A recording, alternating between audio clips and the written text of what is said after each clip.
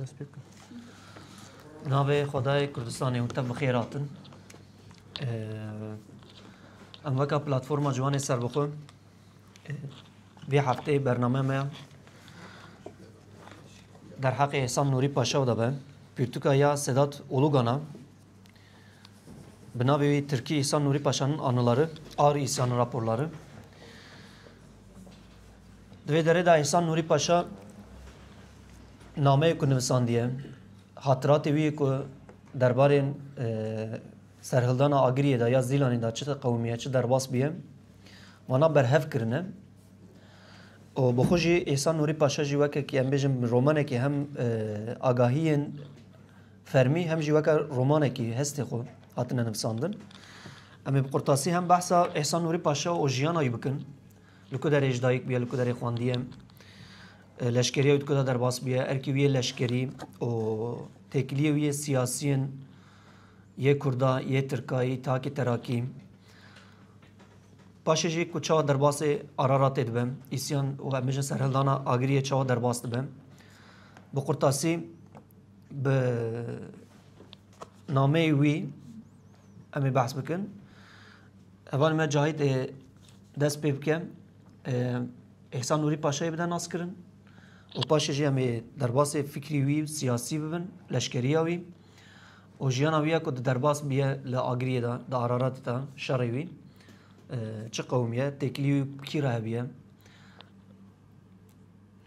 kerem ke Cahît tu jî dest pê bike dixwazim. Hûn hemû bi xêr hatine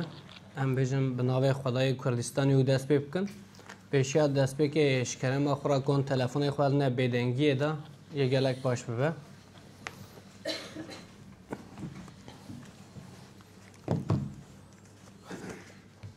Em di jiyana Ehsan Nurî Paşa da dest bi mijarê bikin ji ber ku em ê pirtûka wî bixwînin ji bo ku em tiştê ku di pirtûkê de hatiye nivîsandin ku em fêm bikin çima vî camerê van tişta nivîsiye divê gelek em wî jî xweş nas bikin. Em behsa jiyana Ehsan Nurî Paşa bikin. Ehsan Nurî li Bîtlisê di kolana Eliyê Qolî de di sala 1892 da ji dayîk bûye. Di nava malbateke tê zanîn de hatiye dinê de malbata wî di aliyê miletê xwe di aliyê Kurdên Bakur de jî dihate zanîn de hem malbata bav wî hem de jî aliyê diya wî. Bavê Ehsan Nurî Paşa bi navê xwe Mîrza Axa tê nasîn û hinek çavkanî jî hene bavê Ehsan Nurî Paşa Hacî Nûrî Efendî dide nasîn de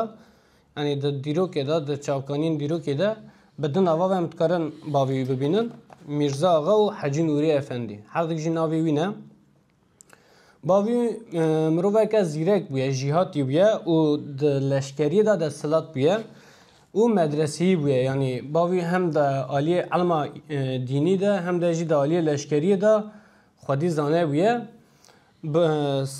van tişta ve jî hem aliyê millet ve hem jî aliyê dewleta Osmaniyê nû çaxê ve dihate nasînê de. Ja dayîka Ehsan Nurî Paşa dîndar bûye miroveke alî olî de zane bûye ji seyîdan bûye û xêrxwazek bûye yanî zev dixwast ku alîkariya miletê xwe bike ji dil ve tim di nav mileta xwe de nav civatê de cîgirtiye. Dayîka Ehsan Nurî Paşa dema ku behsa Ehsan Nurî Paşa dike di çend gotinên xwe de dibêje Ehsan bi destê xwe de yê bibe kesek rojan û çalak ji bo miletê xwe. Dema ku zaroktiya Ehsan Nurî Paşa da gotinê ji xwe malbata wî dikeve nav pêşbaziyekî de hem diya wî bavî û xwîşkê wî ji wê re dixwazin pêşerojeke xweş amade bikin bidine pêşî de ji bo wî jî bavî dixwaze ku Ehsan Nurî Paşa bibe leşkerek de ne leşkereke wekê ku erem bêjin wekê sûbayê rûtbelî bibe xwedî maqamek de nav leşkeriyê de diya wî jî dixwaze ku Ehsan Nurî Paşa bibe alimek de aliyê dînî de zana be di heşmendiya kusa da mezin bibe. Diya Ehsan Nurî Paşa gor ku min wexta lêkolîna jiyana wî dikir malbata wî dikir ji bavî zêdetir diya wî zevbala me dikişin ji ber ku diya wî yanî ji bo ku ji zarê xwe fêm bike ji civatê xweş fêm bike û mêrî wî jî di nav têkiliyên Osmaniyan da ne sê zimana ve jî dikaribûye biaxife hem bi Kurmancî hem Tirkî hem de jî bi Farsî fêm kiriye û axifiye. Şwe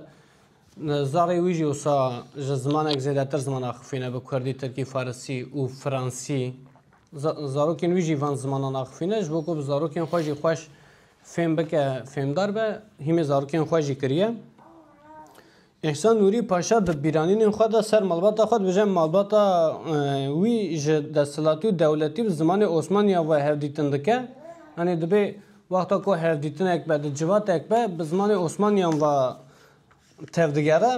لی دبی دل خود به زمان کردی و رحی کردی دجی او دو جهان خونه خدا تفله دکه یعنی د نوا جیانوان دا تم دو زمان هنه به کردی و به زمان عثمانیان و به تکلین خوی ناو نتوی دا بکردی لی گلن پریجی جبر که راوشوی دمی با زمان عثمانیان داخفه دبی اف جی جیانوی رحیوی تم د جهانی دکه یعنی د عالی دکه ام هرگلی بشکه لمالباتاوی بهرن دسپیکا جیانوی دا مالباتاوی کتبو ناف پیشبر گیده باوی دخواست که او به لشکرک برودبه سدما خواستنا باوی جی باوی دبیجه که مروف لشکر به استراتژی و تاکتیک فهم بکه مروف دکاره زیادتر نیزه آزادیه ببه او مروف دکاره دنگ خواه ناوی خواه بده بیهستن و کنترل ملت بکه باوی جرات دبی که ببی لشکره که برودبه و ببی صوبای ده دبی تو دجواتا خواه ده دکاری دنگ خواه ناوی خواه به ملت بدی قبول کرن تو تشتک بیجی ملت پیتا وره چونکی مقام اکته هلوی داره که اوه شان و شهرت اگل پیتا که جبو ویجی دخوازه که به صوبای دا سدما صوبای بونی جد به سرکفتن برخودان او آزادی انجام داده بی لی دده دایی که خوشکین وی دا جی هستک دن هبو او دخواستن که احسان نوری پاشا نتنی لشکر به لشکره که ناو دولت ناو آسایین دولت دا عثمانیان دا بخبته نا دخواستن که احسان نوری پاشا به علمی به دینی پیش بکوه عالی علم خواه زانه دا دینی ده جواتان دا کوبکار به وعظ بده ملت به وعظین خواه وره بروی دا جوی فکر بخوازه مثلا دهان نهاد جوات که آمده جی که ده کس به هف نکه سرمجاره کی پیشی مزن مالبات اتکونه نواواندد خوازن وان لحف بینن لی مزن بکونه جی کلکا مزن جوان مزن با عمر پچوک پیشی ملایه که چما اف جی واطیا ریبازا کردانه یعنی کرد وی قدر و قیمت ده وی علمی کو ده وی علمی جی دخوازه کو تم علمی کی نوا جوات وان ده هبه احسان نوری د پرتګا خو دا بیرانی خو دا بجه اج دای کو باوی خو فیر بم خو دی راحی کی سربست بم باوی من د خواست ببم صوبای دای کا من د خواست په خوینه مو برمان خو جانه به قدر بکم به وی شکل هر دک جوی سروان خواستن خو باوی وی دیو سر خواستن خو غیبت نه پیشیا احسان نوری پاشا پرورده احسان نوری پاشا جوی گور وی خواستن دست په بکم احسان نوری پاشا لبیت لسی مزنده به خواندنا دست پیکی لمدرسه و مزگفتان بود لوان دران قرائات فقه و حساب فر بود دما که احسان نوری پاشا تی 6 سالی خو 7 سالی خو د مدرسه بیت لسی دا با عالم مدرسه و ماموستین کوی دمی د عالی د عثمانیان و چاندنه د بستان مدرسه انده جوان همی درسان ده به پرایی د مدرسه ان سرکه دا قرائات و فقه و حساب هور و که کم دویژن چهار işlemin چهار حسابin matematiki. Van çta him be dorda. De pertuka xada دویژن من roja قلم و کتابی حز دکر هر چقدر من دخواستن که ببم لشکر من د دلی خدا دخواست که فکرین رامانین کردبونی و زمانی من جناف کتابی دا وره نویساندن. یعنی او جی دی دست پیکی دا دل ده قلم و کاغذ دا تم دخوازه که بخواندن و بنویسی تشتکی بکه. او تش نشان ده که احسان نوری پاشا هید زاروکتیا خود دا هیویا زفت و آزادی ده دل خود مزن کریه مالباتا ویجی تم جرا گوتیه تو نه تنه جبو خواه جبو ملت خواه جی گلک تشتا بکی یعنی دیاوی ده بجه که تو بوی علم دا تو ببی علمه کرده داش کرده را بکی باوی جرا ده بجه که تو ببی لشکر دا ده بی گلک تو جبو ناوی ملت خواه جی ببی مروبه که قنج دا تو وی انجام دا هستین کردبونی زمان کردبونی هدی زاروکتی دا ده احسان نوری پاشا دا شین ده به اوش خواهد پیشاروژ دا هستن کو وی دمی دا جیه اوی گلک خوش درکه پیشیا وی دوی دمین زاروکتی دا زمان اون ناسنامه خود دبینه زمان اون ناسنامه هیم دبه مدرسه دا به کردی پرورده دگره درسین فقهی و علمی به کردی دگره اف جی دبه کو سدما زانبونا زمان لسر احسان نوری پاشا رومتا خواندن اجبر کو باوی دخواست کو به پیشمرگی آزادی ده سروی دوی هستی دا هیمی هستین شرجی دوی دا جیت به یعنی نه شرکه کو سامیروف بجه الله برای شرده هستین کو به استراتژی و تاکتیکی به کنترل بکه او سر شرک دا سر بکه دیوژی تم خواستیه کو احسان نوری پاشا لمدرسه انداد در دوره دا به علم اکی دا احسان نوری پاشا دبستانا سرطهی یعنی خواندنا دست پیکه نها اجرا دبیجن ایلک اخول دبستانا یکم لبیت لسی دخونه دنا وان دبستانا دا خواندن نویسین حسب و مهنگن شارداریتن هم کرن احسان نوری پاشا د سال 1900 حیا 1950 دور دا خواندن هم دبه دور دا دخونه خواندن و نویسین هم دبه براجی دیسیپلینا جیانی هم دبه د 6-7 سالی دا دست پیدا کن دیسیپلینا جیانی همه احسان نوری پاشا دکن دوان مدرسه انده پشتی که دبستان سرطایی اخلاص دبه احسان نوری پاشا در باس مکتب رشدی دبه مکتب رشدی جی دبستان ناوینه وکی که نها ارتو خلا دبستان رشدی دا جی زاروکن 12-15 سالی دناف دبستان دا پرورده دبینن او مکتب نه لشکری بو یعنی دبستان رشدی که احسان نوری پاشا تدا خوانده بو نه لشکری بو مکتبه که علمی بو دوردا درسین زمان عثمانی و فارسی دهاته داینده درسین دیروکی دهاتن جغرافیایی دهاته داینده ادبیات حساب و چند درسین دینی دن دهاته داینده چند درسا لزیدت کرن درسین دینی دانویده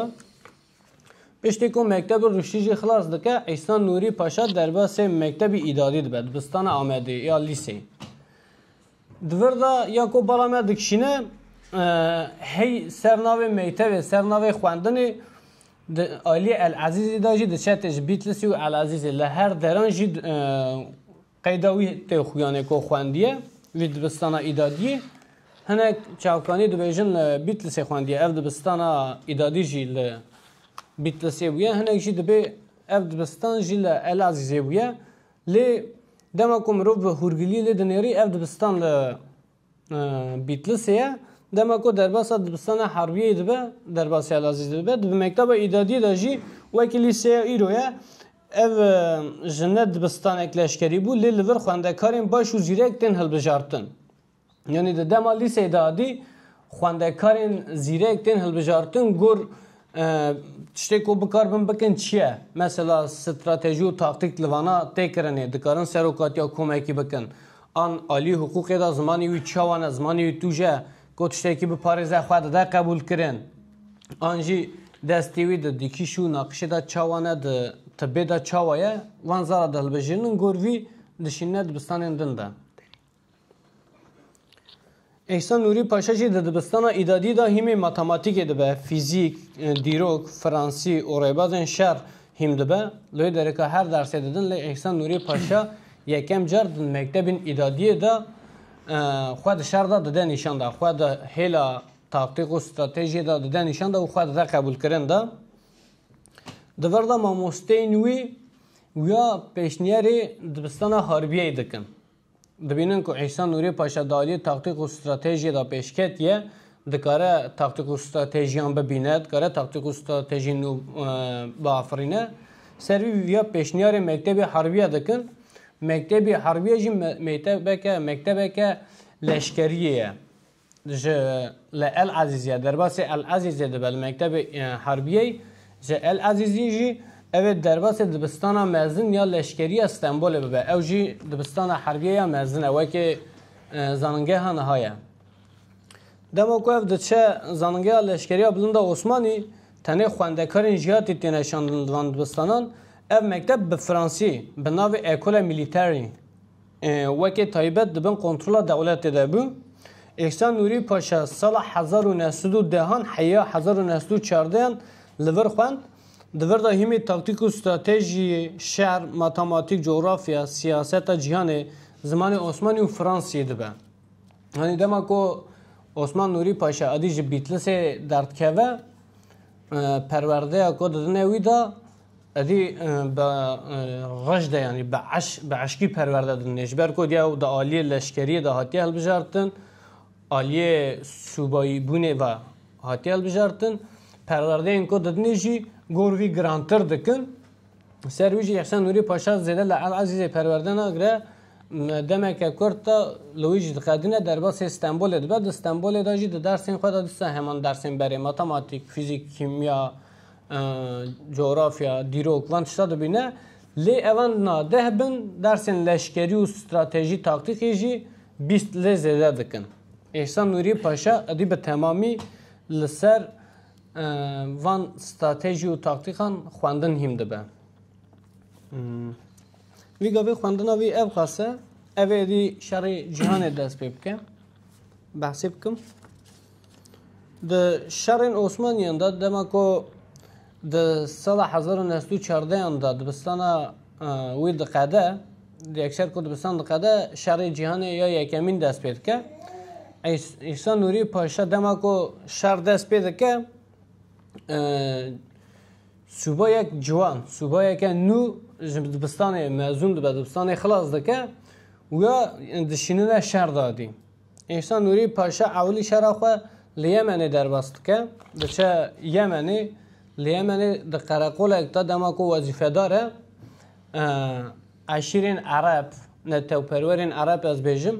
ایرشی قراقولا کو احسان نوری پاشا تدانه ایرشی فی قراقول دکن جاره کریشت کن احسان نوری پاشا و لشکرین دبن کنترل ویدا وی شرع برطرف کنن سر خود داویجن قراقول سادستی احسان نوری پاشا وان دادمینه کومین عربان دیسا دوباره توف دبن جاره دودیا داویجن سر قراقول دا احسان نوری پاشا دیسا جوی شرع سر خود داویجن دیسا جی سرکفتی دبن جاره سیه جبو وظیفه کردن احسان نوری پاشا جوی قراقول درد کرده دشه جیه کردن جراسیه دا عرب ایجا بکومه که مزنتر داویجنه سروی قراقولی باشش خدا را که احسان نوری پاشش قراقولی هاتیه در کتن وی قراقولی تف درشینن چقاس اسکری تده به تف دکویجن که اسنا هیلن یعنی جوی قراقولی دنده بندستی خدا پیش را احسان نوری پاشش جبه یمن جالیه پنیت آلی قفقاسیه قفقاسیه شهر نوبرا روس و عثمانیان دا بو جی شهر لسینوری کردستان و ارمنستانی بو جبر ویش جی وی دولت خود شهر کرد ویا شان قفقاسیای شهر دنابر عثمانی و روسان دانه لی شهر سینور ارمنستانی و کردستانی دانه نیش خواه احسان نوری پاشا جی یکی کردستانی و جو کردستانیه اف شهر وی جی دناب ولاتی وی داده به احسان نوری پاشا دوی شهر دا جیه وکی ارزروم ساره قامش اوانی دا شهر دکن یعنی شهر قفقاسیه دا جبهه کوتی دا دگره سر نوی جبهه قفقاسیه کوشه جبهه تا دگره لارزورمیه لساره قامشیه اولوانیه دما کلاشکرین عثمانی دا ساره قامشی دا به برفی دا زیده دمینن و دمرین تشه کوسه یا شاید دبستانی نهادا جی بحث کن یا انور پاشا لشکرین کود به ساره قامشی دا برفی دا اوقاس اشکر دمره احسان نوری پاشا دور داد بینه کو د چوین نا لشکران دا شاندنا شهر دا یکم جار د شنورین کردستان دا دورین کردستان دا وظیفه گران و نباش و به تهلوکه زاروکین کردان دا دنه پیشی دا ادایی کن کرد جد بین کش بونا زاروکین خوشی هر چقدر زاروک میر لنوا شهر دا بن شنورین پیشی بین دایی کن کرد جوی دمید سب پشتی دا پشتوان شروان خواه کرنه لور دریکا کو معامله لشکران تی کرن دبینه هستین ویا زیادتر خورتو بل سر نته و پروریه گوتنه جزاروکتی دا کو دیو باوی ویجرا گوتنه دوباره تن بیراوی دا بری خواه دخوازه کو زیادتر به جوانی بری خواه بده کردستان آزاد تا جبوی بفکره او دو بیرانین خواهی دو پرتوکی دا بیجه از دناف برینداران دابوم لور من فهم کرد که اف شر نتنه همبر روسانه هر روسال دو جنو زاروکن کردانه یعنی دبی احسان نوری پاشا دبی کوم دوی شهر دا شهر قفقاسیه دا دیتیه شهر تنه نه لهمبری عثمانیانه یعنی جبر کو جکرده جی حزنا که دولت دبن حمایه خواده جکرده شخورا خستیه لشکر دا شخوش روسا حزنا که بروشتا راکتیه شهر دا لی لشکر خواه ناشنه و شهر دا کردان دشینه شهر دا پیشی کردان دشینه شهر دا و تجهیزات وانجی به تمامی تجنا که یعنی هم بیجن اف قلقان کل خود کن دبه سلاح مزن دبه گله زیده دبه جوان تشتا کمانی ده نشان دا دولت زاروکان ده پیشیده پشت شهر جبهه قفقاسیه در باس جبهه ایران و کردستان دبه جبهه ایران کردستانی ایرو دبیجن مزوپوتامیا در باس بد به کوادی نوی کردستان در نکه پیشیاد به جبهه ایران و مزوپوتامیا کد بیجن جی باس عراق دکن لگلک چافکانیان کردی داشت دبیجن کردستان لوروی تکلیک مزم او خورد به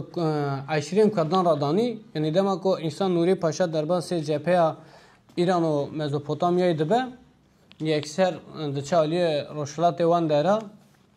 لوان دره جی به عشرین کرد را هفدیتن دکه به تایبتی لسینه ارمی او کرکوک دمینه لوان دره دگره لوان دره به عشرین واناست که او دبینه که لشکر عثمانی به ناو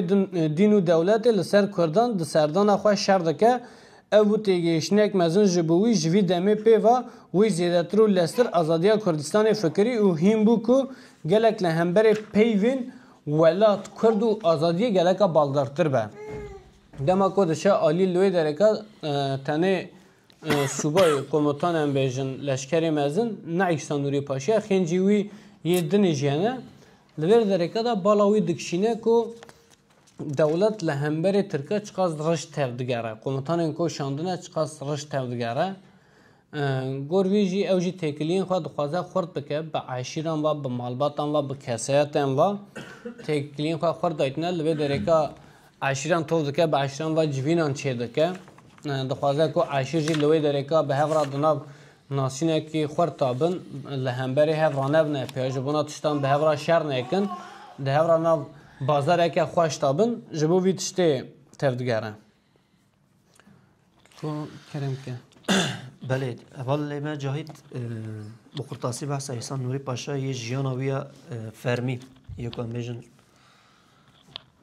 خواندن آوی دبستان آوی لشکری آوی فعالیتی وی کدنا و عثمانیه دا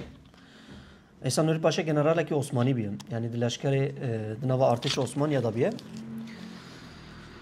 لیتنه بوی نمایه احسان نوری پاشا دنا و وی لشکری دا گلک ولات و دورا دگرن دوی گره دا گلک ملتن جدا ناست که دشاره هم بیجن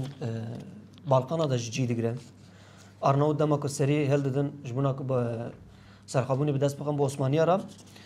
جبوناوی شرج احسان نوری پاشا تشاندن دیسا لارناوت تشی شارد که دچه یمنی جی به عرب را شارد که لقفقاسیه به روسا را شارد که دوان تشته دما که قوم دا جیاناوی دا ناسنامه کش خورج دگرن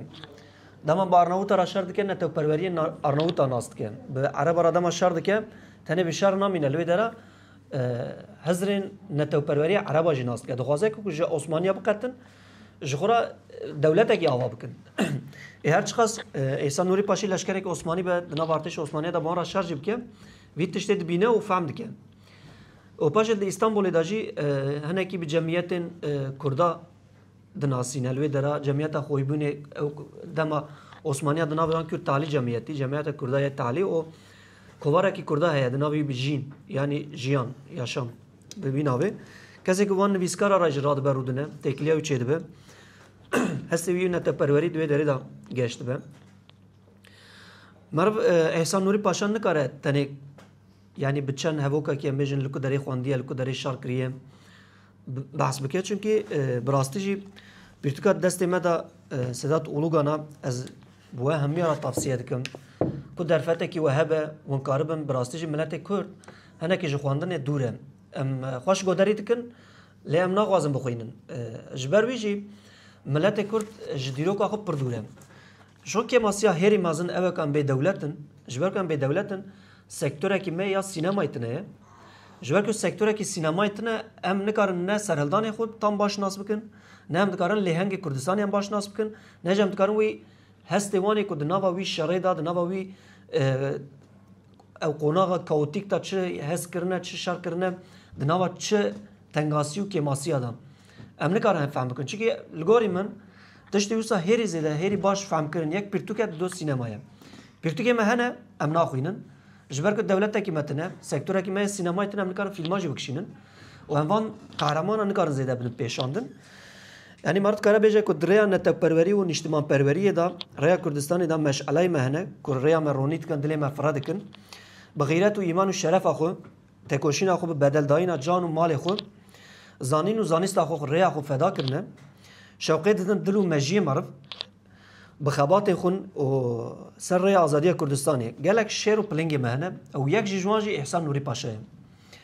احسان نوری پاشا وکه که مگوجی مرو نکاره بدسه هبو کاوی پیناسب کن براستی دمام پرتوکه کی یعنی تانی نه پرتوکی سر احسان نوری پاشا به یا سیمکو به شعب عبدالله نهری به بیشتر ملا مصطفی بارزانی به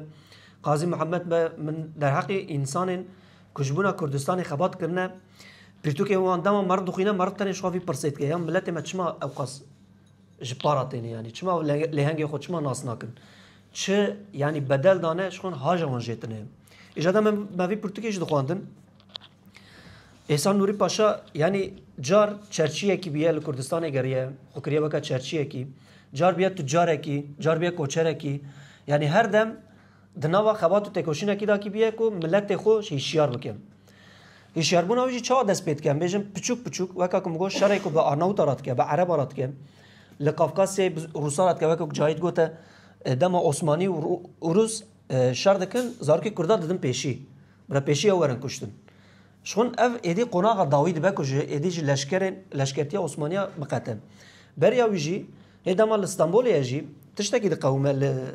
الای دا جیکو ایسام نورو پاشا لوی داره اقتداره سرکرده یعنی اتاقی تراکی دوی دامی دا نو درد کردن لهمبری عثمانی لهمبری قصر عثمانیا او جی کومکی نوین ایجاد وی نابمان لشکر داجی جون ترک لگ جوانات بیشی که ترکچی تورانجı اما اتاقی تراکی صوبان اتاقی تراکی جی گلکن ایشکی لازم و ایشکی مارانگوزی جبونا واجد ده خباتکار دشینن alay ایجا احسان نوری پاشاش دبه شاهد کی اوان ترکی و تورانی تلفون آهیه دکن دبین و ده مارانگوز شان دیال وردراب لبالی اوانا نترکن اما ود گرینن مجمرا ده ترکا بشینن براو کاری ما بکن برا پری ما عرش ترکارم ابجیش بونو احسان نوری پاشا دبه میناقه کی o dve dere da edi soza ki daxum bas avi tiştet ki dbe yani emed Türkiye da can caran ki rupel buxinin jbuna kumun tam ew hestin İhsan Nuri Paşa baş fam bikin mixabin bi Türkiye dve dere da mesela İhsan Nuri Paşa çi soza di daxu der haqqi onda çi haber dedi dbe mesela ben bir Kürt halkının özgürlüğü için mücadele etmek istiyorum vat demek ki وی تشته بینه ادیت خوازه که ارتشان عثمانی خو بقتینه جمنا ملت خو شروط کشینه خو که تکلیوی یکم بخوی بونی را چید به باشه دما کوته آرارات تکلیوی ارمنیاش چید به تشناقیات سوتون اوکیه وکایه خوی بونی کردان اوجی ارمنیانه تکلیوانو İhsan Nuri Paşa چید به تبغازی نخوازه اوجی چکی جشاره کی نو جناب ترکا درکتنه کنکوژیه کی مازن سرمان پیکاتیه او aslında خوازن yani Kurda bekar binin به شروانی و به جنگاوری و به شر به ترکارا بکن دیسا او شش ولایتی کو دبیجن ارمنستان مازن به دست بخن yani Kurda رات بینم الیکاریا بکن او براستی الیکاریا کی پر مازن جی جخوی بنی رات کن د شر ارارات دم دنابوی شر دا امجن تکلیه وانو İhsan Nuri Paşa bu şekilde çedi be. Umarım beje ko İhsan Nuri Paşa o aşire kurdaji tekliye wan çawabiye İhsan Nuri Paşa demek avakam car vek çerçiye ki car vek koçere ki vek tücare ki dinava aşire hemu kurda da digara jbuna ko ev serhildan tane biciye ki disa nemine vekam bejin serhildana koç giriye tane bi Sivas'e nemine veka serhildana Şeyh Said tane de devera Diyarbakır'da nemine وەکە سەرهەڵدانا ئەم بێژن شێخ عەبەدوڵڵاهی نەری تەنێ شەمزینانێدا نەمینە ئێسان نووری پاشاجی gelekî xebat û têkoşînekî gelekî mezin dike Xwedê jê razî be lê belê mixabîn hinekî eşîr دوی demê dîsa piştgiriya dewleta Tirk dikin eşîra Hesenana eşîra Celaliya û eşîra Bekîran tenê bi Êsan Nûrî Paşaran e eşîrê dunê ku em bêjin dimînin li alî Araratê yanî Agiriyê li alî Wanê li alî em bêjin Erzurumê di wî devera serhedê da ku dimîne gelek eşîr pişta Êsan Nûrî Paşa nagirin pişta serhildanê nagirin ji ber wî jî têkçûnekî sedemekî mezin çê dibe di vê derê da di ciyê xwe de dimîne lê dîsa jî serhildan nêzîkî 5 sal didome di nava 5 sala de raporên fermî da ku 66,000 leşkerên Tirk tê kuştin sed heb balafir bikartînin ji bona vî şerê biwestînin nikarin biwestînin têk naçe di çiyayê Araratê wekek mertelekî dibe ji bo şerwanê Kurdaran û Êsan Nûrî Paşa jî gelekî ji ber ku çekdarî û leşkeriyek da gelekî pêşketiye gelekî em bêjin serhildana dîtiye li Balkana di nava şerê Arnawûta da li Yemenê şerekî mezin dîtiye û li cepheya Qafqasyayê û ya Kurdistanê em bêjî ku bi nav kirine Mezopotamya Qafqasya cephesî di wê derê de jî tecrübeyekî gelekî mezin bi dest dixe Êsan Nûrî Paşa 5 sala dewleta Tirk bi wan nikarin bi wan nikarin 5 sal şûn da dikin nakin serhildana Êsan Nûrî Paşa nikarin têk bibin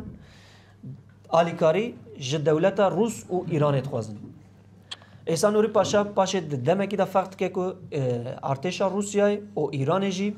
ê jî tev lê artêşa Tirka biye û bi wan re bi Kurdara şer dikin di ev têkçûnê de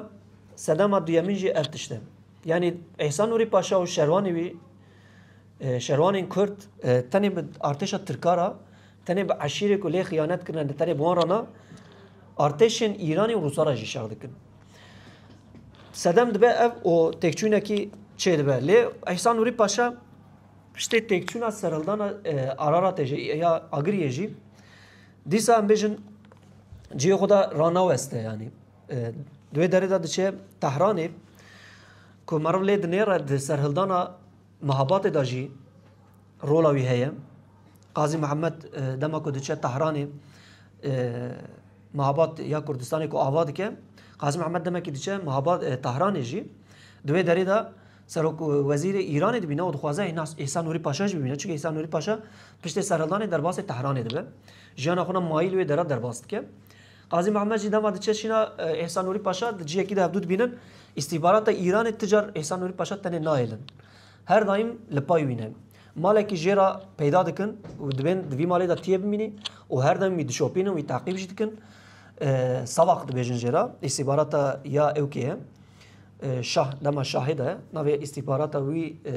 Îranê savaq e savaq her daîm li pay Êsan Nûrî Paşa ye nahêlin ji Tehranê derkeve têkiliya wî Kurda çê bibe lê Qazî Mihemed bi şeklekî dera wî dibîne li wê dera civîn dikin û Êsan Nûrî Paşa dema Mala Mustafa Barzanî jî şerê wî ye ku muxtariyetê dixwaze li Iraqê ji Mala Mustafa Barzanî radibêje ku muxtariyet ne çare ji me re piştgiriya tijar muxtariyetê jî nekir yanî özerklik özerklik yekser fikrê Êsan Nûrî Paşa serxabûna Kurdistanê ye yanî fikrê xwîbûnê ye fikrê xwîbûnê çar perçe Kurdistanê ji dagirkeriyê xilas kirin û yek Kurdistanekî serxabûn avakirin e Êsan Nûrî Paşa her li ser vî fikrê biye ji Qazî Mihemed re jî dibêje Kurdistan tenê mehabat nedibe yanî bi mehabatê tenê re nehêlin yanî ku ji min dibe ku tu tavsiyekî dixwazî wek birayekî hatî cem min ku ez birayekî te me eştera dibêjim her daîm Kurdên cengawer Kurdên zîrek Kurdên baş di rêvebertiya xwe re bihêlin bira Kurdê we ji Mehabatê bin ji Kîrmanşahê ji Sakizê bin ji Urmiyê bin ji Makûyê bin Kurdê we bin lê xwe bi tenê bi Mehabatê ve nehêlin Kurdistan mehabat tenê ne her daîm fikrî wî ser serxabûna Kurdistanê li çar perçe ye Mala Mustafa Barzanî dema ku em bêjin sala hefteyan da heftê û şeşa da dema li hemberê Iraqê têk diçe di wê derê de jî dîsa Mala Mustafa Barzanî jî diçe Tehranê ew jî vedigere diçe Tehranê li Tehranê di nexweşxaneyekî de ew Êsan Nûrî Paşa hevdû dibînin اوجی سردانا احسان نوری پاشا احسان نوری پاشا ده هر سرهلدان دوان دمه دا کیجا کرد لکیجا پرچه سرهلدانه که دست بکریه هر دایم دوان را تکلیه دا بیه فکر خدایا وان یعنی وظیفه خو لشکریه لارارات 5 سال کریه وظیفه خویا یه فکری سیاسی و ژئوپلیتیک هر دایم لتهران دمال خودت حساب کردارا کریه ملا مثلا بارزانی جوات تدبینات تسا جراج دبیجه مختاریت جمرا نچاره لپای مختاریت تجاره مینبن آرمان جمعه یکم سرخابونا کردستانه باشه سرهلدانا که دکتر قاسم لو لهمبری که امبیج خمینی دست پید که دیسا تکلیه وی قاسم لو جبه راهیم قاسم لو جهر دایم تکلیه وی احسان نوری پاشا خورد بیه و پیرتو که داجی دنوسینه هر دم هاوینا دما که احسان نوری پاشا تهران درد که دیسا بین کنترل ریوبریا سواقه ده در باس اورمیت و دمالا دکتر قاسم لو ده هر دایم مایه یعنی دوی دره داجی تکلیه وی دکتر قاسم لو هر دایم بیه و جیانا وی امبیجن کمارو پیناسه بکه تنه مخواست از چند روپل جوارا بخوینم که احسان نوری پاشا که جیانا خوش دست دده 3 جارا سویقاست لیته کرن جوی 3 سویقات استاجی یعنی خو خلاص که استیبارات ترکا و امبیجن یه ایرانی به هف درا ویتیشته کریه خواستنه که مزد کن کیجا سرهلدان کیجا پرچه کردستان چه دبه فکری و ایدئولوژیک لپایوی احسان نوری پاشا درد که یعنی احسان نوری پاشا چه درد که به فکر خو هر دایم به نامه کی آنجی به تشت کیدن دگیجی نوان به رأی کی چه بکن پرسپکتیو کی چه بن ایدئولوژی کی چه دبن دخوازی وان به چه شکلی به احسان نوری پاشا هر دایم رول کی لسر پشت خو دانی کریه او وی ارکا خوشی بجیانیه که دستور و هبه از چند روپل جوارا بخینم که اون عاجز نبن نزدیکی 10 روپله چما از دخوازم ویا جوارا بخینم براستی دمان وی پیرتو که خواند من سریع حتی بنی من قداند نممکنه مرف همه بوسا بخینه و درباس ببین مرف دخوازه که وی هسته که دناو دلی مرده چید بید دخوازه کی احسان نوری پاشا ناوی بیس ببره او جیوان تشتا هیز بکه احسان نوری پاشا شاره که چوا دایم و دناو قوناقی که چوا دا درباس بیه و جبونا ملت خود چه خباتی کریم مرف هسته ویجی انجاق به پنوساوی یعنی هسته وی بینه سر زمان مقابل پیتوک جی به ترکیه از یاسر وین که به ترکیه بیشینم چند روپله پر زیدان نه او نکن نه روپله نترس زیدان نترسن یعنی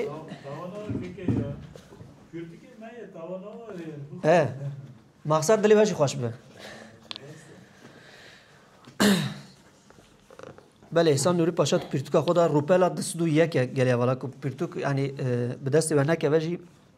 از روپلا ویجی بیجم پیرتوکا کی براسیج پر خواسته صبر و بدم بخوینن و به هر کسی بدن خواندن جبونا کو تنه احسان نوری پاشا به ناوی خو نمینه به همو تشت خوشی هر دایم روجا کرده داد مینه سبیرو ام پر دولمند ببن ان شاء الله یعنی چند انسان انا مرد خوازه فیلم مواره کشاندن یک جوانجی احسان نوری پاشاه اجا دست فارسی ارین پیرتوکا بیاس تشو پیرتوکا داش دبیجه احسان نوری پاشا hatırlatlarım yani احسان نوری پاشا نامه وینه شغل بدره خویاد کن به فارسی و به کرمانجی به سورانی نفسان دیه yani hem Soraniye vi heye hem Kurmancı hem Farsi yani احسان نوری پاشا به سه اوکاجین ده zaman زراوه کردی دا یا کرمانجی و سورانی نفسان و فارسی جی نفسان دیم اما سادات اولوگانا جی فارسی ورگران ده ترکی اشتكيلي زيادة بكم تمام احسان نوری پاشا کردکی کردی نزانه پشتی که درباسی ناو طاقه شب به درباسی کردستان بل و در زمان دفعه پیشتا و بعض مران این دبن بله احسان نوری پاشا وکی که مگوش خوند نوا سیستم و پرگل عثمانی دا جبر که لشکری کریه لی استانبول خواندن آخ کریه بخوازی نخوازی بله راسه زمان کردی نظام بیه پاشی هم بیه هر چی خاصی نظام بیه جی زانات چهتر بیه سامیتا ویشانی دیده بله کردکی کردی نزان هم کرمانجی هم سورانی هین دبه و باوه که باشی بکاره باز زمانا تکلی دینه بله راست ببرن سگت نابر دی مدرسه نخونده مدرسه نوچه‌های کردی دن خواندیه یا دزانه یعنی کردی دزانه وکی کو ام بجنا انا زارو که ما چه مثلا به زراوه و کرمانجی دا خفه لاواز یعنی کمه کم زانه ام بجن بله دبی دما شرع احسان نوری پاشا دا براستی تکلیه و ارمنیا پر باش بیه temsilciye niye taş nakte işine احسان نوری پاشا çünkü her daim jbuna ko çekabısının wan peredaye jbuna ko lojistik wan alikari kiriye Ermeniya gelek alikariya ki mazı kiriye o jbuna perjevendiya xo yani xwastine ku devleta Türk li serhadê tek biçe wilayetên wanê ku dixwazin bi dest bixin 6 wilayet Qers emjin agirî Wan Muş Bilîs dîsa bikeve destê wan Erzurum ji ber wî jî gelek alîkariya Ehsan Nurî Paşa dikin serhildana wî dikin o ev sohbet nabera wan da derbas dibe ve Ermeni Taşnak Meclisi'nin yanına bir adam göndermişti. İleteceğim mesajın çok önemli olduğunu belirtmişti. O esnada ben mevzide savaşıyordum. Yani Davi aşağı edeyim Embibejim. Diyordu ki düşman Serdar Bulak'ı tutmuş. Şayet bu akşam Ağrı Dağı'na ayrılmazsak hepimiz düşmanın eline geçeceğiz. Zira bir gecemiz var. Düşman hala bütün dağı sarmaya muvaffak olamadı. Zira hala mıntıkayı çok iyi tanımıyor. Lakin mühim yerleri ele geçirdi. Bu gece bütün Ağrı sakinleri dağı derhal terk etmelidir. Şayet bu mümkün değilse hanımı da yanına al, bize katıl ve gece dağdan ayrılalım. Dve derida paşa sarıldan leşkerin İhsan Nuri Paşa ve derida dvejin tehlike her ne olursa olsun şayet İhsan Nuri bu tehlikenin içindeyse ben de içinde olacağım. Yani ya jina İhsan Nuri Paşa Yaşar Khan. Ev kabul nakevi teklifi. Yani demek ki jina hozarı ki hoş kanabiji çiya dur bakın. Yaşar Khan yani jina İhsan Nuri Paşa o jil berviye. Dina başlarda her daim li berviye. Ticar şinavi dur neketiye. Yaşar Khan jid diyecek ki tehlike her ne olursa olsun şayet İhsan Nuri bu tehlikenin içindeyse ben de içinde olacağım. Onu bu tehlikenin içinde bırakıp gitmem. Kendimi bu tehlikeden payasız bırakmam. Siz gidin. Allah yar ve yardımcınız olsun. Ertesi gün bana bir Sovyet askeri birliğinin de Türkiye devleti yardım etmek için Aras Nehri'ni geçip Ağrı Dağı eteklerine geldiğini ve Küçük Ağrı Dağı'nı tuttuğunu haber verdi. Daha sonra İran'dan Van ile karşılaştığımda kendisi doğrudur o gece Ağrı Dağı'nda ayrılırken Küçük Ağrı Dağı'nın kuzey yamacında onların yanında geçtik. Rusça çağrıda bulundular. Ben de yine Rusça cevap verdim. Lakin karanlık olduğu için birbirimizi göremedik. Bu durumda artık bizim için önemli değildi. Artık çok iyi anlamıştık ki bizim az sayıdaki kuvvetlerimiz bu devasa kuvvetlere karşı yalnızdı. İran ve Sovyetler Ağrı'daki direniş merkezinin yok edilmesi için Türkiye ile anlaşmıştı. Türkiye, İhsan Nuri'nin İngilizlerin adamı olduğunu ve İngilizlerin yönlendirmesiyle hareket ettiği propagandasını yürütüyordu. Kürt ve Ermeni taşnakların birlik kurması ve Ağrı Dağı'nın yanında taşnak temsilcisinin bulunması Türkiye ve Sovyetlerin birlikte hareket etmesini sağlıyordu. Kaldı ki Mustafa Kemal ve Lenin dost idiler. Evş bu Kurdin Leninistçi kek Abdullah Jilvaya duvara bakın ve kaldı ki Mustafa Kemal ve Lenin dost idiler. Ayrıca Seyit Taha'nın kardeşi Seyit Muslih ile birlikte Şemdinli'ye baskın düzenleyip döndükten sonraki güçlerimiz de dağıldı.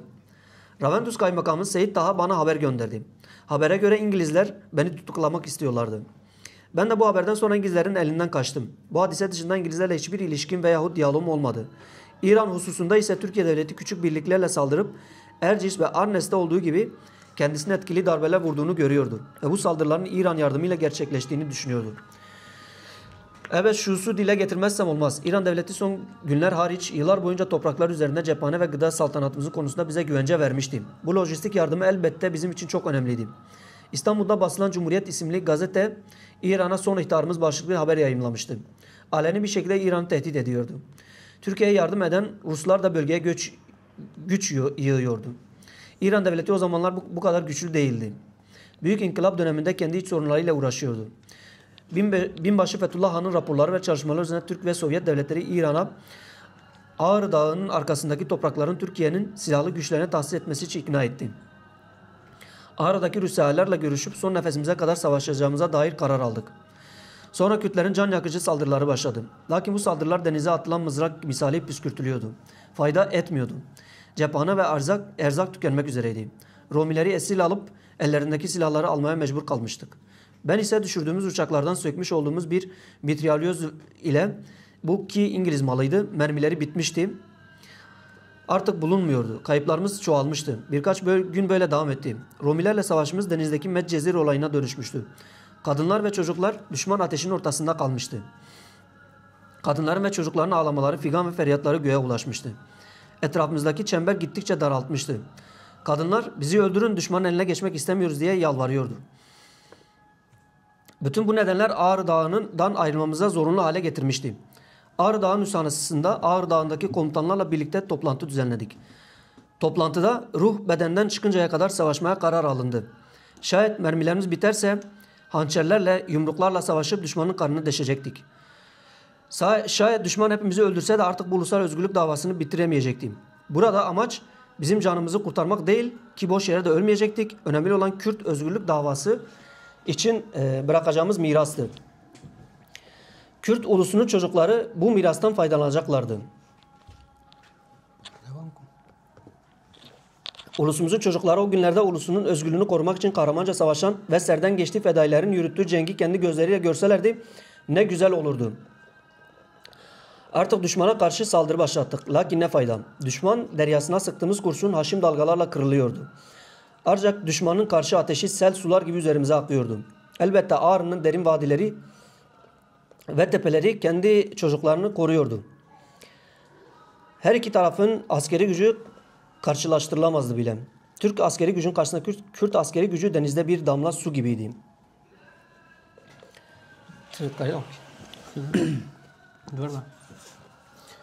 Yaşam yapraklarını dökmüştü. Ölmek artık sıradan bir kayaya dönüşmüştü. Bir Türk birliği Ağrı Dağı'nın kuzeybatı yamacı doğrultusunda Korhan Vadisi ve Kup Tepesi üzerinden saldırıya geçti ve bu mıntıkayı tuttu. Daha sonra düşman Mıhtape ve Kabaktepe üzerinden de saldırıya geçti. Ağrı'nın fedaileri bu saldırıları kırdı ve düşman geri çekilmeye mecbur bıraktı. Bizi ele geçirmeye çalışan düşman birliklerini esir alıp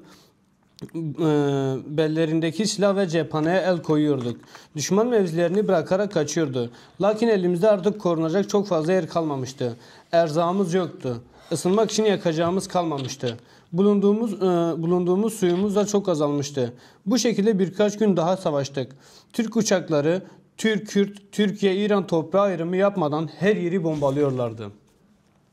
Türk uçakları İran toprağı dahilinde bulunan ve İran karakolunun hemen yanına konmuş olan Sakanlı Musa İbrahim'in obasını bombaladı ve birkaç adamını öldürdü. Acı ve ızdırap veren bir manzara yaşanıyordu. Uçak bombardımanları, top ve mitralyöz ateşleri altında inleyen kadın ve çocuklar o taraftan bu tarafa kaçışıyorlardı. Kadınlar çelik iradeye sahip erkeklerin kalplerini yumuşatmaya çalışıyorlardı. Kadınlar çocuklarıyla beraber düşmanın eline sağ olarak geçmek istemiyorlardı. Onun için Ağrı'da savaşan erkeklerin eliyle ölmek istiyorlardı. Erkekleri kadınları öldürmeye razı etmeye çalışıyorlardı. Etrafımızdaki çember o kadar daralmıştı ki düşman artık istediği yerden ve istediği şekilde bizi hedef alabiliyordu. Ortalık Kerbela'ya dönüşmüştü. Bu hücum esnasında dağda savaşıyordum. Kadın ve çocukların yanında duramıyordum. Onları taşıyacak bineklerimiz de yoktu. Saldırıya geçen Türk askerleri hamile kadınlarının karınlarını süngüyle deşiyorlardı ve ceninleri süngü uçlarına takarak fırlatıyorlardı. Beruy Hasketeli'nin amcasının oğlu ve kardeşinin oğlu Şekir ve Divan'ın eşleri diğer kadınlar gibi Türklerin eline geçti. Bunlar da aynı akıbeti yaşadılar. Ademan aşiretinin reislerinden Mahoy Temir Ağa çok yaşlıydı ve hastaydı. Erciş yenilgisinden sonra adamlarının yardımıyla Ağrı Dağı'na ulaşmıştı. Yürüyemiyordu. Yine Beruy Hasketeli'nin Nebu ismindeki amcası 120 yaşındaydı. Hasan Anlı Aluki'de başında yaralanmıştı. Hasta ve bitkindi. Bunlar düşmanın eline geçtiler. Türk askeri onları hedef tahtası olarak kullandı. Aluki'nin karısı genç idi. Bizimle yaşıttı. Kocasına son derece bağlıydı. Bunun için küçük kızıyla birlikte kocasının yanında kalmıştı. Büyük kızı ise Ferzende'nin eşinin yanındaydı. O da babası, annesi ve küçük kardeşinin yanına dönmüştü. Ailece düşmanın eline geçmişlerdi.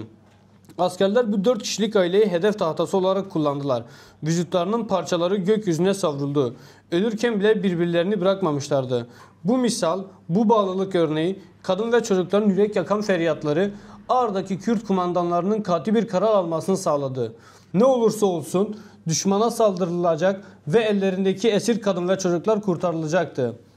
Haydar'ın ve Gelturi aşiretine mensup birlikler başkent ve Uhurik üzerinden düşmana saldırdılar ve düşman birliklerini geri çekilmeye mecbur ettiler. Böylece üzerimizdeki kuşatmanın yarılacağı yer de belli olmuştu. Son gün ben, İbrahim Paşa ve bir oğlu üçümüz ayrıldık. Ayrılmadan önce Rumilerin karşısındaki bir tepeye Kürt bayrağını diktim. Bir mermiyi gece için sakladım. Diğer bütün mermileri harcadım. Akşam dağdan aşağı indik. Kürt bayrağı orada dikmiş olduğum tepede bıraktım. Böylece hem Rumiler Ağrı'nın doruklarından indiğimizi anlamayacaklardı, hem de Rumiler ile birlikte bize karşı savaşan Kürtler Kürt bayrağını görecek,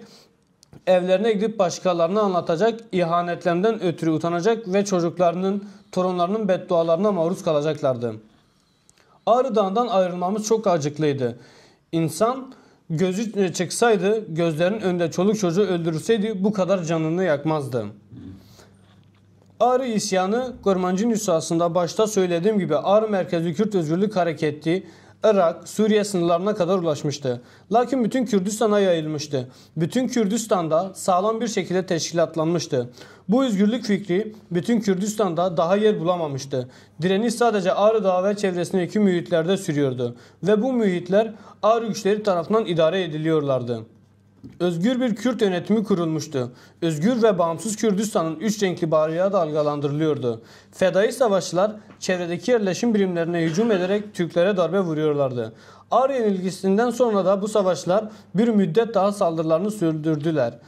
Lakin devlet elindeki fazla asker, silah, para ve idari avantajı sayesinde tertibat alıp Ağrı'nın yalnız kalmasını sağladı.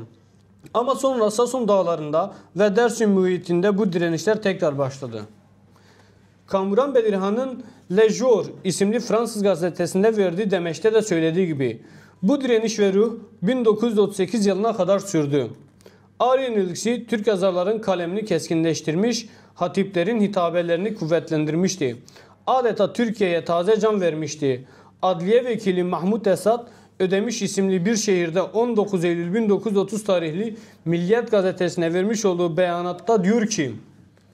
"Dost ve düşman bilsin ki bu ülkenin efendisi Türk'tür. Bu ülkede yaşayıp da damarlarında temiz ve duru Türk kanı taşınmayanların Türkiye Cumhuriyeti'ndeki görevi hizmetçilik ve esirliktir."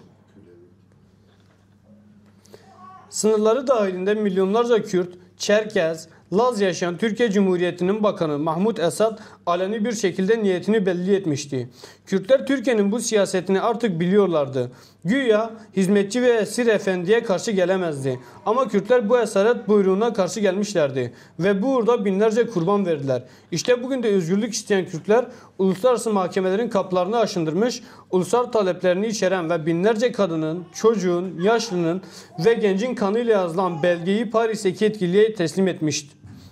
Hakkının verilmesini talep ediyordu. Milliyet gazetesi kendine 5 yıl boyunca Türkiye darbe üstüne darbe vuran Ağrı'nın yenilmesinde İran ve Sovyet rolünden bahsetmeyerek Türkiye sahte bir kahramanlık destanı bahşetmiş ve Büyük Ağrı'nın bir kabir çizmişti. Mezar taşı ise Küçük Ağrı Dağı'ydı. Mezar taşına da bağımsız Kürdistan burada gömülüdür diye yazılmıştı. Bu konuda bir şey söylemeyeceğim. Göreceğiz bakalım. Bağımsız Kürdistan hayali mi yoksa Türklerin Kürdistan'daki hakimiyet hayali mi bu mezara gömülecek? Ve bu mezar ebediyete kadar kalacak mı? Milliyet gazetesinde yer alan ve üzerinde hayali Kürdistan Ağrı'nın bağrında gömülüdür yazan bu resimden sonra Türkiye Kürdistan'ın diğer dağlarında bu ruh tekrar yeşerdi. Ve bu yeşerme bize gösterdi ki bu ülke ölmedi ve ölmeyecek. Firdevsi'nin de deyişiyle peder koştu tohme ken kaçtı, peder koştara key buet açtı. Berdam yoksa berdam iyi. Yok kısmı. Doğrudan kadar Allah. Daviye Kuda dibe aziz okuyucular, izninizle kahramanca ve fedakarca savaşmış, bu uğurda Kürt ulusunun özgürlüğü için kanını dökmüş olan ve şehitler kervanına katılıp ebedi yaşam ile kavuşan aziz şehitlerimizin önünde saygıyla eğilerek bu çalışmayı şehitlerin aziz ve mukaddes hatıralarına armağan ediyorum. Böyle yani bu kurtasi marını karışım beje bu kurtasi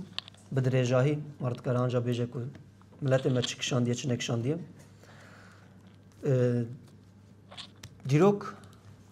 dirok hakikaten jibi salasi salak kudzanın kurde me gelek enem bejin اویش بر کو تکلی و علاقه وان زیده به تیروکا خودتنه هم یعنی تنه به بیستنه یعنی به بیستنه خویشتنه جوی زیده تر تشتکی زیده بسر نخستنه اما اوه یعنی دیروکه دا جویا زیده تر تشت قومینه هن دناوا 20 ساعت کی دا یا جی دناوا 2 ساعتی دام تکارن بحثا چپ کن یعنی هری زیده بحثا جیان ایسان نوری پاشاب کی بیجی کو لکو خواندیه لکو داره پرورده دیتیه لکیجا سرهلدان لهمبر عثمانیه شرط بیالوی داره ارکاقیا لشکری کریه بدسه مجاران تذکاری بیجی کو دوی مجار قومیه هستوی نتو پروری گش بیه در کتیه هوله کجبونا کرده خواستی اندی شار بکه در باس آرارات آگریه بیه دوی داره دا اشیرن کرده ارگانیزه کریه به تلکین و دخوازن خویبونه جمعیت خویبونه بی ایدئولوژی کی نتو پروری او سرخبون خواست شر کریه دوی شر دا دجمناتیا امیجن ترکا وحشتیا وان تبغازی نخوازی شره البته ادوی در خوین بار رجاندن اما به حسانی نابن البته وانتشتم بگوتن تنه مرن کار خود تسکیم که تلکین جیب که جبونا کو مرو احسان نوری پاشا فهم بکه تجارت مرد به جوی دخواز وان خو نه نخواره خب تشت پچوک که خواش نکه تشت پچوک که امیجن لسر ولات مکسی که خود داگر کرد بینن یا جی سردست خود بینن به داین وان تشت بچوک مرا خو کیف خواش نکه دام وی پرتوکیش دخواندن د نابر وات مدا د توییتر دستگاریم روبلک یا ترکا تشتکی parve kır bu işte digo vatanını seven bir Kürdün paylaşımı işte bizim Kürt kardeşlerimiz dediğimiz kardeşlerimiz bunlardır minvalinde tişteki parve kır bu bizim zekra çi ya çıl beje mlego dari kır digo به ترکیه ویدیوی داد بیجه به دنگیه تابی خوکشان دیه ویدیوی پارو کریه به تشته پچوشی نه به تشته کی بوشو بلش پارو کریه دبی دیا من نخواشخانی دانی دنیای یا دولتی دا دولت جمرا نگو ت کردی ازاتم دنیای دبی از چون مکتبه من مکتب خواند دبی دولت جمرا نگو ت کردی مدا خواندنی دبی من لیسه قزنجکر لیسه کی هری باش بو دوی دولت جمهوری نگفت کردی تنکاری وری ویلیسه باش بچو لیسه کی باش خواند دوی پاش مزانگه خواند ادبی از بوم مامور دوی دما کو وانت شاج مکر دولت جمهوری نگفت کردی دوی وانت شتا تامین دا پیشیام یعنی بتشتن چاوا خو موتیو دکن بویا مامور جبوناوی لطفه کی پرمازنه جبوناوی نعمت کی پرمازنه خواندیه دبی لطفه کی پرمازنه خواندیه دولت اشتی از بخوینم هاتیه دنیای دولت اشتی وره دنیای دولت نگوتیه که تکردی نه دنیای جی ویش تشتیش برا نگوتیه ماشاءالله تشتیش چه خوش یا ایسان نوری پاشا دما کد لشکری عثمانیه داد قطعت تکیلیوی مصطفی کمال جیبیه چونکه او همو دمه دا تف حوالی هفین یه لشکریه نه تکیلیوی عثمانیه جیب پیرا تینه ایسان نوری پاشا داد بیجه که ام قصره که بدن تا دست صندوق جی زیر امه بدن تا لستانبولش خواهد جیانا خو بردام بکه در جوانتش تا بردم ایسان نوری پاشا دبی که اف مسئله نه مسئله کی شخصیه نه که مسئله کی شخصی به تکلیف کی و خوشه از قصر خو بگرم دست صندوق زیر خو بگرم لستانبول جیانا اف مسئله نه مسئله کی من الشخص منه اف مسئله کی نتو پروریه مثلا نتو کیه مثلا ولاتکیه جا انسان کو وکا وان کو هم کرد کو هم سر مده جواکید بینن کو خواندن کی جخورا نعمت بینن هاتنا دنیای نعمت خو دید بینن یعنی بیا ماتنا دنیای دولت دنگ خو نکریه از نخواشخانی هاتما دنیای نعمت کی بینه ایجا وان انسان جبونا کو مرب وان شرمزار بکه یا جنه کش خو مروان گره نگره قایده جی جبونا کو مرب احسان نوری پاشا و ریحوالی وی انسان کو دناوا وی چای دا 5 سالا نه مال دیتنه نه خوارن دیتنه راست نه خو دیتنه تنه یعنی بیا تنه سرهلدان کیه لاراراتش بونا کو مرب هر وار سرفراز بکه ج فکر نتو پروریه ج فکر سرخابونی نه خواره هر جی لسر ریوان به او کو دستور وجه هبه مین کی نابره کی بدن پش نابره پرسه و مهلدن پرسه خود قاضی بیلن باشد دیم يوم برسنا ورده بحثا يولوجيك او اوج داخلي الشر ده هلا كيكني دشنا ندجي شر كرده لطاسه كردستان تيارين يولوجي تي كرده بومباران بله راست ذات تاثير هونش پر زياده تر بيه تکچوینه یکم مگوش خون خیانت هین که عشیره و کله همو کردستانی بلاو نابه حتی سمکوجی داخواجی سمکوی شقاق تکنج بنا که تبلی شر ببه سمکوجی نای سمکوجی شروی و عمری حسن اوج سا عشیره کی کرد شروان جی هه اوج به هفرا شر دکن پشتگیری سمکو دولت ترک که عمری حسن جی ایران دکه دوی درida شهر جه باند ایسان ولی پاشا چه جمع جه دوی شهر هفدو بردن امش بنا ولاتی خوش شهر بکن دف شهر هفدو برنادن یعنی و سیمکوجی نای و مقابل روس و ایران جی تبلیغ شهر دبن و تکچونه که مثلا مازن چه دبن بله سپاسیات کم کرم کن در باس جری بن